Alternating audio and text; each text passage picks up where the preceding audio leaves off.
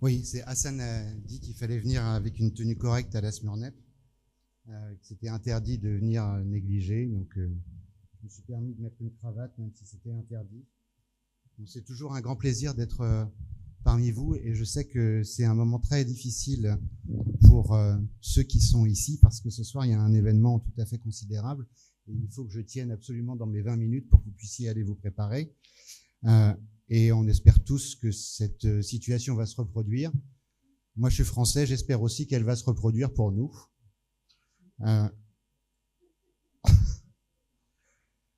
Et je suis parisien. Donc, back to back. Et donc, mon souhait, eh bien, c'est que après ce soir, on se retrouve en finale, puisque on est dans le tableau qu'il faut pour cette fois-ci, non pas se retrouver en demi-finale, mais en finale. Alors, je dois vous parler d'hypertension pulmonaire vue par le cardiologue. Je vais me concentrer sur la période néonatale, puisque c'est essentiellement pendant cette période-là que nous sommes sollicités pour des hypertensions pulmonaires du nouveau-né, pas du tout dans les formes habituelles que vous connaissez tous et que vous savez bien mieux traiter que nous ne le savons nous-mêmes, mais quand la situation devient un petit peu plus délicate, c'est-à-dire que les choses ne se passent pas comme prévu dans les hypertensions pulmonaires du nouveau-né. Et donc, vous connaissez tous cette période de transition pendant laquelle la pression pulmonaire s'effondre, le débit pulmonaire augmente, et ceci est lié à la chute brutale des résistances vasculaires pulmonaires dès la première respiration. Cette chute brutale des résistances vasculaires pulmonaires que vous voyez sur la courbe en vert est liée au passage de la respiration aquatique à la respiration aérienne. Et j'ai mis sur les deux flèches, celle de gauche, l'état des artérioles pulmonaires pendant la vie fœtale, c'est-à-dire très musclées, avec une grosse couche médiale de cellules musculaires lisses et puissamment vasoconstrictées, limitant le débit pulmonaire jusqu'à la première respiration. Au moment où elle s'ouvre, mais elle conserve cette média très muscularisée de cellules musculaires lisses, et donc elle conserve ce potentiel de vasoconstriction qui va créer les différentes situations cliniques d'hypertension pulmonaire néonatale qu'on va observer. Alors, est-ce que c'est un problème fréquent? Juste cette diapositive pour vous le rappeler, l'hypertension pulmonaire persistante du nouveau-né à terme, c'est un sujet très exceptionnel, et vous le savez très bien.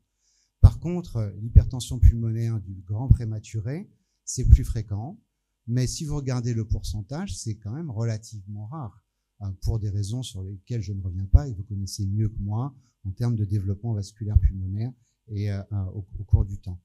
Mais le problème qui est un problème important que je ne vais pas résoudre aujourd'hui complètement, mais je vais vous dire quel est le rôle du cardiologue dedans, c'est celui des hypertensions pulmonaires qui se prolongent ou des hypertensions pulmonaires qui récidivent une fois qu'on a passé les premiers jours ou les premières semaines de réanimation néonatale, et en particulier celles qui surviennent dans le contexte de la bronchodysplasie pulmonaire.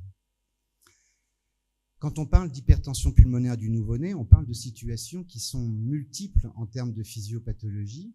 Donc, il y a des hypertensions pulmonaires qui sont liées à ce que je vous disais, c'est-à-dire la persistance de résistance vasculaire pulmonaire élevée, mais qui procèdent éventuellement de différents mécanismes. Elles peuvent être liées, par exemple, à des phénomènes endovasculaires, comme par exemple de l'hyperviscosité, à une hypoplasie alvéolaire, dans certaines hypoplasies pulmonaires, mais elles peuvent être, entre guillemets, idiopathiques ou liées à certains aspects de vasoconstriction irritable, et je viendrai surtout à la fin. Et puis enfin, elles peuvent être liées à des problèmes sur le cœur gauche, et c'est là-dessus que je vais insister, parce que je pense que c'est là-dessus que nous devons dialoguer entre cardiologues et néonatologistes au lit des bébés, en particulier des bébés prématurés ou des bébés bronchodysplasiques. J'ai mis cette diapositive, pas pour vous faire l'affront de vous faire ce rappel, mais juste pour pouvoir guider la suite de mon topo en vous parlant des différents types physiopathologiques d'hypertension pulmonaire. Il faut savoir qu'en français, c'est un petit peu compliqué, mais aussi en anglais. C'est-à-dire qu'on dit hypertension pulmonaire, ça signifie simplement que la pression pulmonaire moyenne est élevée. mais ça ne définit pas son mécanisme. Et son mécanisme est défini par l'équation que vous voyez en haut, c'est-à-dire que la pression artérielle pulmonaire moyenne est égale au débit que multiplie les résistances et auquel s'ajoute la pression capillaire. On a donc différents types d'hypertension pulmonaire. L'hypertension artérielle pulmonaire, l'HTAP, et donc on ne doit pas dire HTAP pour hypertension pulmonaire, puisque HTAP, ça veut dire que les résistances vasculaires pulmonaires sont élevées, les artérioles sont vasoconstrictées. Le débit est normal, la pression capillaire est normale, dans les formes pures. Dans les hypertensions pulmonaires de débit, celles des shunts, les résistances vasculaires pulmonaires sont basses, la pression capillaire est le plus souvent basse, et c'est le débit qui est élevé, ce qui fait que la pression moyenne est élevée. C'est ce qu'on va voir dans beaucoup de cardiopathies congénitales, en particulier dans les shunts gauche-droite. Et puis enfin, les hypertensions veineuses, c'est la pression capillaire qui est élevée, le reste est normal, le débit et les résistances. Mais bien sûr, il y a des formes frontières. Et puis, il y a aussi, ce que je voulais vous dire, c'est qu'on parle d'hypertension pulmonaire persistante du nouveau-né dans la forme qui est celle-là. C'est-à-dire que les résistances vasculaires pulmonaires mettent un petit peu de temps à s'effondrer, quelques heures, 1 ou 2 jours, puis tout compte fait, tout est normal. Et ce à quoi on va assister, et ce pourquoi nous devons interagir entre néonatologue et cardiologue, eh bien, c'est pour ces différentes formes, celle qui baisse puis qui revient, celle qui baisse trop lentement, celle qui baisse trop lentement et puis qui s'aggrave secondairement, et puis celle qui baisse jamais. Et donc tout ça, c'est regroupé dans le terme, surtout dans l'enseignement qu'on fait en néonatologie, à mon avis, d'hypertension pulmonaire persistante du nouveau-né, mais ce n'est pas les mêmes problèmes. Ce n'est pas les mêmes problèmes et il va falloir essayer de régler tout ça. Donc, une des choses importantes, c'est que vous savez traiter les hypertensions pulmonaires persistantes du nouveau-né avec la courbe verte, c'est-à-dire celles qui vont être rapidement résolutives. On peut aller jusqu'à utiliser le monoxyde d'azote. Entre nous, je ne sais pas si vous en disposez de façon courante ici, en tout cas partout. Et le problème, c'est pour toutes les autres formes. Et donc là, il va falloir essayer de comprendre un petit peu la physiologie et il va falloir essayer de se parler avec le même vocabulaire. Et donc pour ça, je vais vous montrer quelques images et vous allez voir, le message, il est très simple. On va regarder les choses qu'on doit savoir regarder en réanimation néonatale, et en particulier le canal artériel. Donc là, c'est un canal artériel de fœtus. Sur ce canal artériel de fœtus, on voit qu'il y a le tronc de l'artère pulmonaire et l'aorte descendante et le canal artériel. Il est tout bleu pendant la systole, c'est-à-dire que le shunt se fait de l'artère pulmonaire vers l'aorte descendante, et il n'y a rien en diastole, il est tout noir. Il n'y a pas d'électro, mais on peut le voir très bien. Donc ça, c'est parce que les résistances vasculaires pulmonaires sont supérieures aux résistances vasculaires systémiques chez le fœtus et que le ventricule droit éjecte dans l'aorte descendante. D'accord ? Ça, c'est la physiologie fœtale. Quand on regarde un enfant qui a une hypertension artérielle pulmonaire persistante en période néonatale, le profil clinique habituel, c'est qu'il est rose en haut, au moins au bras droit, si l'anatomie est normale, et puis il est désaturé aux membres inférieurs, la différentielle de saturation membre sup, membre inf. Et donc, ceci peut être dû à des malformations, bien évidemment. Et donc, dans cette malformation, qu'on appelle l'interruption de l'arche aortique, on voit sur l'image 2 choses. Bon, on voit l'interruption d'arche, je ne vais pas détailler ça, mais si on regarde le canal artériel, donc on voit que le canal artériel, il est bleu en systole. C'est-à-dire que le shunt se fait de l'artère pulmonaire vers l'aorte descendante. Donc la pression pulmonaire est élevée. D'accord ? On est tous d'accord. En plus, le canal artériel est large, donc la pression pulmonaire est élevée. Le ventricule droit éjecte comme il le faisait chez le fœtus. Mais si vous regardez la diastole, il est rouge. D'accord ? Et donc en systole, il est bleu, en diastole, il est rouge. En diastole, il est rouge, ça veut dire que quand les valves aortiques et pulmonaires sont fermées, eh bien le sang, il va là où les résistances sont moindres. Donc les résistances vasculaires pulmonaires sont basses. D'accord ? Donc ce raisonnement-là, il va falloir le tenir systématiquement. D'accord ? Et on ne peut pas utiliser le terme canal artériel bidirectionnel. C'est un mauvais terme. Il est une fois sur mes diapos, mais j'aurais dû l'enlever. Donc c'est un canal artériel qui est bleu pendant la systole, rouge pendant la diastole. Donc le shunt est obligatoire, les résistances sont basses. Même chose pour une coarctation, au lieu d'une interruption de l'arche, c'est exactement la même chose. Même image. Donc, quand on voit, là je parle de malformation, on va voir après cœur normal. Le canal artériel, il est droite-gauche, AP aorte pendant la systole. Donc à ce moment-là, ça veut dire que le shunt est obligatoire et que le ventricule droit éjecte dans l'aorte thoracique descendante, et les résistances vasculaires pulmonaires sont basses. Donc la question, c'est pourquoi y a-t-il un shunt droite-gauche, puisque les résistances vasculaires pulmonaires sont basses? Ou alors pourquoi est-ce que l'enfant est bleu en bas? Ce n'est pas parce qu'il y a de l'HTAP, d'accord? C'est ça qui est important à retenir. C'est pas parce qu'il y a de l'HTAP, c'est pas parce que les résistances vasculaires pulmonaires sont élevées, parce que je vous ai montré qu'elles étaient plus basses que les résistances systémiques. Donc la réponse, c'est parce que ça marche pas à gauche. Voilà, c'est ça la réponse. Ça marche pas à gauche parce que ça dysfonctionne, donc dysfonction systolique ou diastolique du ventricule gauche. Là, on peut voir que c'est une dysfonction systolo-diastolique. Le ventricule se contracte pas bien sur l'image de gauche. Il y a un shunt véloce sur le foramen ovale sur l'image de droite. Et ça peut être ça, ou bien ça peut être, pour une autre raison qui est cette fois-ci malformative, j'ai mis exactement la même diapositive, eh bien, c'est parce que le ventricule gauche est défaillant ou petit. Voilà. Donc, il y a un problème à gauche. Et cette situation-là, on va l'observer dans le cœur normal. Donc là, j'ai pris des exemples de malformations. Il y a de l'hypertension pulmonaire, c'est pas de l'HTAP, c'est de l'hypertension pulmonaire post-capillaire liée à la défaillance ou à la petite taille du ventricule. D'accord? Donc, c'est exactement la même chose pour les images. Donc, est-ce qu'il y a de l'hypertension pulmonaire? Oui. Comment sont les résistances? Elles sont basses. Il n'y a donc pas d'HTAP. D'accord? Il y a de l'HTP, si vous voulez. Comment on caractérise cette hypertension pulmonaire? Une élévation de la pression capillaire, éventuellement un petit peu de shunt, si vous voulez. Bref, exemple pour insister là-dessus.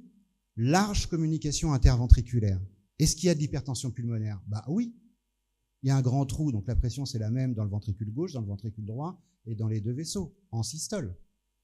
Mais si les résistances sont basses, il va y avoir un shunt gauche-droite et c'est une hypertension pulmonaire de débit. Donc, il n'y a pas d'HTAP. D'accord? Il y a de l'hypertension pulmonaire de débit. Je vais passer cette diapositive qui est un petit peu compliquée. Venons-en au cœur normal. Les choses que vous regardez très habituellement.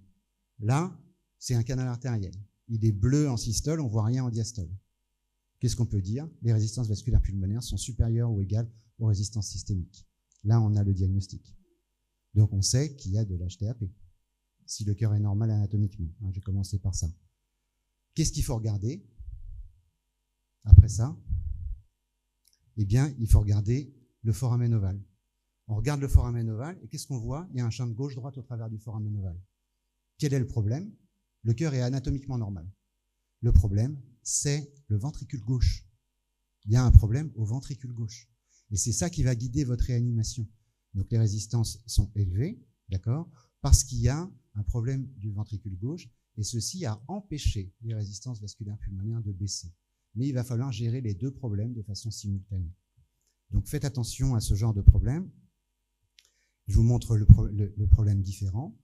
Même chose, on sait que les résistances vasculaires pulmonaires sont plus élevées que les résistances systémiques. Et on regarde le foramen ovale, deuxième exemple. Et là, ça va de droite à gauche. Le problème, c'est le ventricule droit. D'accord? Donc on ne va pas gérer les choses de la même façon. Donc on n'a pas besoin d'être un échographiste chevronné. Je ne vous ai pas montré de mesure de la fonction du ventricule, des paramètres diastoliques, etc. On regarde juste le shunt, et quand on voit le shunt, à ce moment-là, on va pouvoir, on a la clinique pour s'aider éventuellement en termes de cyanose, mais ce n'est pas toujours évident, et on va pouvoir à ce moment-là guider la réanimation. Et quand on voit celui-là, c'est juste la boucle avec ce que je vous ai montré précédemment. Les résistances vasculaires pulmonaires sont basses, donc cette fois-ci, le problème, il va être anatomique. D'accord? Donc, qu'est-ce qu'on doit regarder quand on a une hypertension pulmonaire persistante du nouveau-né qui n'est pas habituelle, qui n'est pas la première courbe verte que je vous ai montrée? Eh bien, il va falloir regarder trois choses. Est-ce qu'on a une maladie respiratoire? Est-ce qu'on a une pathologie chronique respiratoire? Ça, je dirais, c'est votre problème de réanimateur néonatal, et vous savez la checklist qu'il faut suivre, les actions qu'il faut mener pour optimiser le recrutement alvéolaire, essayer d'améliorer l'oxygénation et de faire baisser les résistances vasculaires pulmonaires. Donc ces hypertensions pulmonaires persistantes du nouveau-né, elles ont qui persistent trop longtemps, on va dire, elles ont les mêmes causes que les maladies du développement du poumon. La liste est relativement longue et elles partagent les mêmes origines, c'est-à-dire les origines intra-utérines et les origines développementales, qu'il s'agisse de causes périnatales, des formes d'hypertension pulmonaire persistante du nouveau-né prématuré, celles de la bronchodysplasie ou de celles de la hernie de coupole, avec un aspect mixte, on va dire, de pathologie en termes de développement alvéolaire et de développement vasculaire pulmonaire. J'ai mis pour illustrer ça 3 cas et pour vous dire comment les choses vont être, comment on va raisonner. Dans le cas numéro 1, il s'agit d'un ancien bébé prématuré qui vient à 40 semaines pour des signes d'hypertension pulmonaire et qui est nourri par la bouche.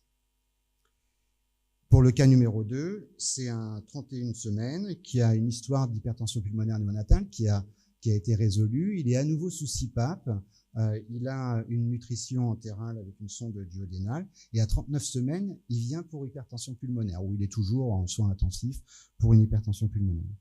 Et le numéro 3, c'est un ancien 24 semaines qui est transféré à 6 mois pour une hypertension pulmonaire avec un NT-proBNP qui est très élevé et puis et c'est là où j'ai malheureusement mis bidirectionnel, une écho qui montre qu'il a de l'hypertension pulmonaire. Donc, il n'y a pas beaucoup de guidelines pour ces formes-là. Il y a des guidelines pour les formes précoces, mais pour celles qui se prolongent, il n'y a pas beaucoup de guidelines.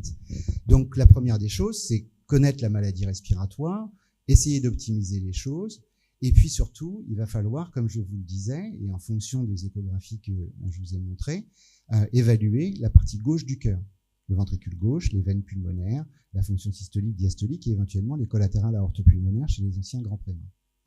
Quelle est la solution pour ces 3 cas à la fin, qui sont toutes les 3 des histoires vraies? La première, c'est un enfant qui avait des pneumopathies itératives de déglutition. Il a suffi de le mettre en nutrition entérale chronique et la pathologie respiratoire s'est résolue. Et quelques semaines après, il n'avait plus d'hypertension pulmonaire. Le second, c'était bizarre, c'était une histoire qui avait apparemment été résolue et qui en fait est devenue une histoire ORL. On a traité son problème d'obstruction ORL et il n'y avait plus d'hypertension pulmonaire. Et pour le dernier, c'est un petit peu plus compliqué puisque le scanner montre qu'il y a de la pathologie parenchymateuse pulmonaire chronique. Il a été mis sous sildenafil. Il s'est, certes un petit peu amélioré en termes de fonction et de NT-proBNP, mais il avait toujours de l'hypertension pulmonaire. Donc là, c'est aussi une question où on va interagir avec les néonatologues. Qu'est-ce que disent les guidelines pour ce 3e patient? Est-ce qu'il faut cathétériser les bébés qui ont de l'hypertension pulmonaire pour faire comme on fait chez les enfants? Et donc, ce qui est dit aujourd'hui, c'est que oui, à partir de 3 mois, on peut les cathétériser pour identifier, caractériser l'hypertension pulmonaire, mieux la traiter et aussi dépister les pathologies du cœur gauche que j'ai évoquées. Et donc, ça va être important. Dépister les pathologies du cœur gauche, ça va nous en échographie ou éventuellement au cathétérisme ou au scanner, ça va nous permettre d'optimiser le traitement en dépistant éventuellement les anomalies causales. Ça va nous permettre aussi de guider les actions aiguës. Je vous ai dit tout à l'heure, il faut apprendre à regarder le foramen ovale et le canal artériel. Et on sait aujourd'hui que, par exemple, dans la manipulation du monoxyde d'azote, eh bien, les patients qui vont répondre au monoxyde d'azote, ce sont les seconds que je vous ai montrés tout à l'heure, c'est-à-dire ceux qui ont des résistances élevées et un champ de droite-gauche par le foramen ovale. Et ceux qui vont être aggravés par le monoxyde d'azote, en particulier dans la situation de hernie de coupole diaphragmatique, mais aussi d'une façon générale, c'est ceux qui ont des résistances élevées, mais un champ de gauche-droite par le foramen ovale. Et chez ceux-là, on sait, sur cette étude, que la mortalité est plus élevée quand ils reçoivent du NO. Je vais passer la dopamine parce que je pense que tout le monde le sait. Et donc, dernier sujet, c'est la détérioration hémodynamique sous monoxyde d'azote, donc ou sous dopamine. Ça va démasquer les dysfonctions ventriculaires gauches qu'il va falloir traiter. Et en particulier, il faut traiter une des choses qui est assez classique, en particulier chez certains patients bronchodysplasiques, c'est l'hypertension artérielle. Et puis, il faudra dépister tous les autres problèmes de shunt ou de sténose des veines pulmonaires qui sont assez classiques chez ces enfants. Donc là, je vous montre un algorithme compliqué, mais on ne va pas rentrer dans les détails. Ce qui est important dans cet algorithme, c'est que en néonatologie ou en réanimation, on n'a pas besoin du cardiologue au début, puisqu'il faut il faut apprendre à regarder la fonction du ventricule gauche et la fonction du ventricule droit raisonner en fonction des paramètres de ventilation, et c'est en fonction de l'arbre, de la branche de l'arbre dans laquelle on va se trouver, qu'on va utiliser éventuellement les inotropes, éventuellement la vasopressine, éventuellement l'hydrocortisone ou éventuellement les diurétiques. Et donc, il va falloir naviguer dans cet arbre en fonction de ces paramètres échographiques simples de fonction, on va dire, d'estimation des résistances vasculaires pulmonaires et d'estimation de la fonction du ventricule gauche. Dernière branche tout à fait exceptionnelle de l'arbre, c'est celle des pathologies vasculaires pulmonaires, c'est-à-dire qu'on a éliminé le parenchyme, on a éliminé le cœur comme responsable, il va rester les artérioles pulmonaires, et donc les hypertensions pulmonaires qui persistent pendant trop longtemps, pour lesquelles il n'y a pas de vrai problème respiratoire, il n'y a pas de vrai problème cardiaque, de fonction cardiaque, et bien ce sont celles pour lesquelles il va falloir aller un petit peu plus loin dans le registre des hypertensions pulmonaires héritables. C'est très rare, mais il y a 3 situations que je veux vous citer parce qu'on les connaît un peu mieux maintenant, et avec des messages simples. La trisomie 21. La trisomie 21, c'est un grand pourvoyeur d'hypertension pulmonaire persistante du nouveau-né et d'hypertension pulmonaire qui dure trop longtemps en réanimation. C'est lié à l'hypoalvéolarisation et à certaines anomalies anatomiques des artérioles pulmonaires et bronchiques. Ça représente à peu près 10% des patients dans les registres de nouveau-nés, surtout aux États-Unis. Il y a bien sûr l'association avec les cardiopathies congénitales qui va poser des problèmes de gestion de ces patients. L'hypertension pulmonaire persistante du nouveau-né, c'est 1/3 des patients. Et il faut savoir que cette hypertension pulmonaire peut persister quand on a corrigé les shunts. Et ça, une des situations difficiles pour nous, par exemple, c'est que faire du canal artériel d'un enfant prématuré, trisomique 21? Comment on va gérer cette situation? Le fermer, ne pas le fermer, le tolérer? Quels sont les risques si on ne le ferme pas, etc. Donc c'est une situation classique. La deuxième situation, c'est celle des hypertensions artérielles pulmonaires persistantes qui ne s'améliorent jamais. C'est-à-dire d'un seul tenant, l'enfant va continuer à se dégrader sans fin. Et donc là, il faut penser à une maladie qui s'appelle la dysplasie alvéolo-capillaire pulmonaire. Et donc cette maladie, c'est une maladie constitutive, malformative des poumons. Il y a plusieurs gènes qui sont identifiés. On peut faire un diagnostic rapide. Et quand on s'en sort pas, quand on arrive à des critères d'ECMO chez des patients qui auraient dû évoluer favorablement et pour lesquels on ne retrouve pas de cause, eh bien on peut aller jusqu'à éventuellement l'assistance circulatoire, mais nous on va surtout rapidement à la biopsie pulmonaire chez ces enfants pour éliminer cette dysplasie alvéolo-capillaire pulmonaire pour laquelle il n'y a pas de traitement. Et enfin, je termine par certaines formes héritables. Il y en a une qu'il faut connaître, c'est la mutation TBX4, c'est bébé prématuré, hypertension pulmonaire qui n'évolue pas favorablement, histoire de pneumothorax pendant la période de réanimation, hypertension pulmonaire qui est toujours là quand ils ont 1 mois ou 2. Il faut penser à la mutation TBX4 et le signe clinique, c'est les malformations des orteils. Donc pensez à regarder les pieds de vos nouveau-nés qui ont ce genre d'histoire. Et donc c'est ma dernière diapositive. Le cardiologue ne vient pas en réanimation néonatale au début. Il vient en réanimation néonatale quand on est dans les ennuis et on doit partager au lit du patient l'exploration hémodynamique avec des choses simples pour pouvoir dialoguer correctement. Et c'est vous, les néonatologues, qui êtes compétents pour soigner les maladies respiratoires, soutenir les ventricules des enfants. Et donc, le message que je veux vous donner, c'est faites les choses simplement, entraînez-vous à faire de l'échographie, faites les bons choix thérapeutiques en fonction de ce que vous constatez sur les 2 images que je vous ai montrées. Et puis finalement, à la fin du fin, au bout du bout, quand les choses ne vont pas du tout, on peut éventuellement penser à certaines maladies héritables, mais elles sont tout à fait exceptionnelles. Voilà, je vous remercie de votre attention.